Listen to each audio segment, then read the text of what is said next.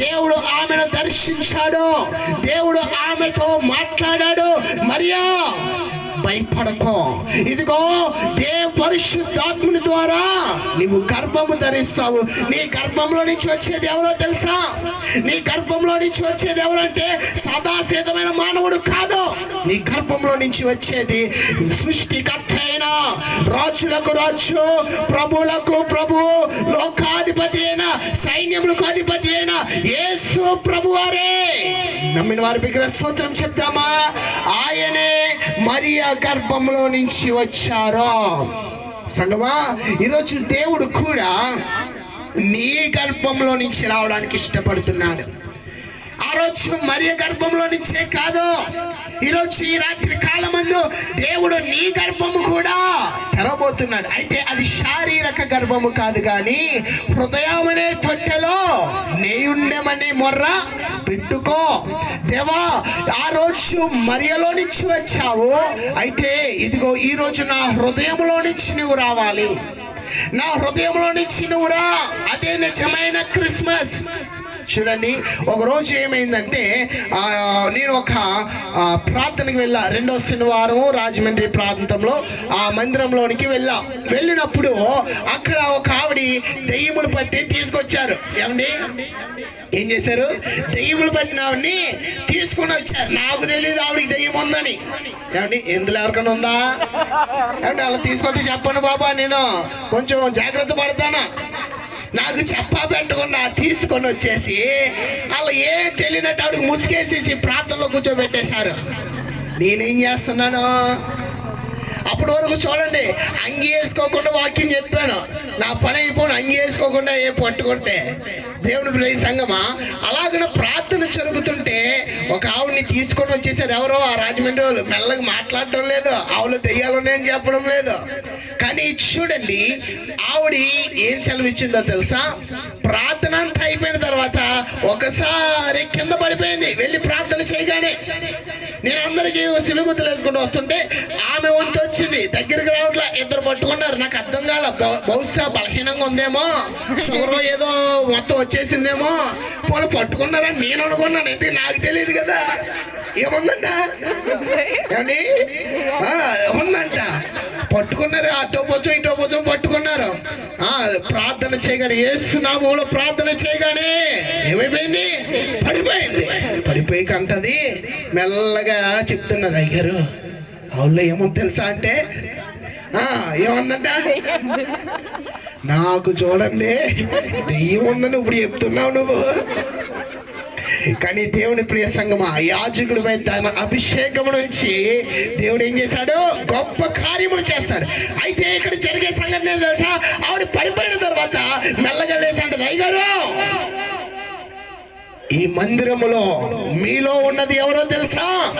దేవుని అగ్ని. నేను చూచానండి, అది నన్ను కాల్చగా నాలో నుంచి పోయిన దురాత్మలను నేను చూచాను. ఇదిగో నేను సంపూర్ణ ఆరోగ్యముగా ఉన్నానని ఆవిడ గొప్ప సాక్ష్యం చెప్పింది. దేవునామానికి మహిమ కలుగును గాక. చూడండి, నీవు కూడా నీలో ఏముందో తెలియదు నీకు, కానీ ఇలాగనే వచ్చి ఉంటావు. కానీ సంగమా, దేవుని సన్నిధిలో నీకు ఏం జరుగుతుందో తెలుసా? నీకు తెలియని రోగములు కూడా, నీకు తెలియని బలహీనతలు కూడా దేవుడు బాగు చేస్తాడు. నమ్మిన వారి దగ్గరగా స్తోత్రము చెప్తామా? అందుకనే దేవుని సన్నిధిలో ఉండాలి, అందుకనే దేవుని మందిరంలో ఉండాలి, అందుకనే దేవుని యాజకుని దగ్గర నీవు ఉండాలి. ఒకరోజు అలాగనే అదే రాజమండ్రి ప్రాంతంలో ఒక ఆవిడకి కిడ్నీలో రాళ్ళు ఉన్నాయని కూడా తెలియదంట. ఏమండి, కిడ్నీలో రాళ్ళు ఉన్నాయని కూడా తెలియదంట.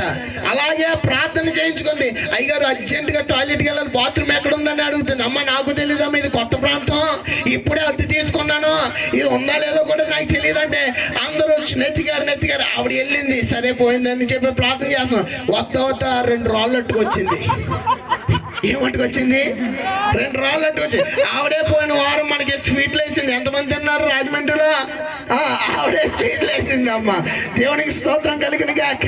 చూడండి సంగమా, నీకు తెలియదు నీ దేవుడు నీ పట్ల ప్రణాళిక ఏది ఉన్నదో, నీకు తెలియదు దేవుడు ఏ ఉద్దేశం కలిగి ఉన్నాడో, నీకు తెలియదు దేవుడు ఏ ఆశీర్వాదం దాచించాడో, నీకు తెలియదు దేవుడు నిన్ను ఎంత ఉన్నతమైన స్థితిలో పెడతాడో. కానీ అన్నీ తెలిసిన వాడు నా నజరేయుడైన యేసు క్రీస్తు ప్రభువారు దేవుని నామానికి మహిమ కలుగునుగాక.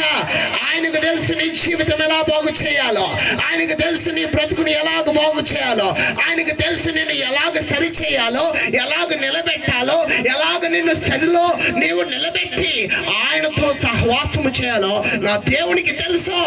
నీవు కేవలం ఒకటే అడగలయ్యా, మరియా నీ మాట విన్నది, మరియా నీ మాట విన్నది. ఇదిగో ఈ యొక్క 2025 సంవత్సరం నుంచి నేను ఒక తీర్మానము తీసుకుంటా, నేను కూడా నీ మాట వింటా, నేను కూడా నీ మాట వింటా, నేను కూడా నీ మార్గంలో నడుస్తానే ఒక్క తీర్మానమా నీ జీవితమును కట్టేస్తుంది. హల్లెలూయా, హల్లెలూయా. మరియా ఎక్కువ మాట్లాడలా.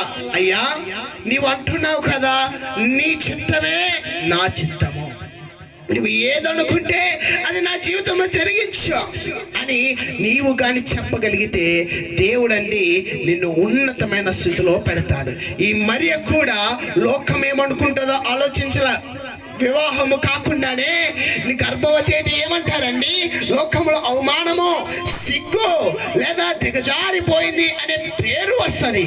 కానీ ఇవేమి ఆలోచించరా, దేవా నీవుంటే నాకు చాలు, నీ సన్నిధి ఉంటే చాలు, నీ మార్గం ఉంటే చాలు అని ఒక్క తీర్మానము మరియను ఈ రోజు వరకు మనము చెప్పుకోవడానికి ఏంటో కారణము తెలుసా? ఆనాడు మరియ దేవుని మాటను వినడము ప్రారంభించింది కనుక ఈ రోజుకి ఆమెను గొప్పది లేదా దేవుని యొక్క తల్లి అని మనము చెప్పుకోగలుగుతున్నాము అంటే కేవలము ఆమె చూపించిన విధేయత. మరి సంగమా, ఈరోజు నువ్వు దేవునికి విధేయత చూపిస్తున్నావా? దేవుని మార్గంలోనికి వస్తున్నావా? దేవుని రక్షణను పొందుతున్నావా? ఇంకా రక్షణ తీసుకొనక ఇంకా లోకంలో ఉంటూ, లోకంలో ఇంకా నా సమయం రాలేదు ఎప్పుడో తీసుకుందాములే అని అనుకుంటున్నావేమో. జాగ్రత్త, ఈరోజు దేవుడు నీతోనే మాట్లాడుతున్నాడు. సమయవంతుడు అసమయవంతుడు దేవుణ్ణి కలిగి ఉండు, దేవుని సన్నిధిని కలిగి ఉండు, దేవుని రక్షణ కలిగి ఉండు. మరియా అన్ని విధములుగాను సిద్ధపడినది, మరియా అన్ని విధములుగాను దేవుని మాట విన్నది కనుక మరి ఏం చేయబడింది అంటే దేవుని చేత తాకబడినది. రెండవదిగా చూడండి సంగమా, మొట్టమొదటిగా మరియా దేవుని మాట వింటే రెండవదిగా ఎవరు వింటున్నారండి అంటే దేవుని మాట.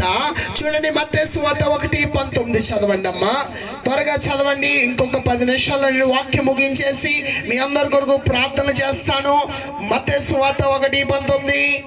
ఆమె భర్త అయిన యోసేపు నీతిమంతుడై మైక్ తీసుకోండి అమ్మా, ఒకరు రండి. నీతిమంతుడై నీతిమంతుడు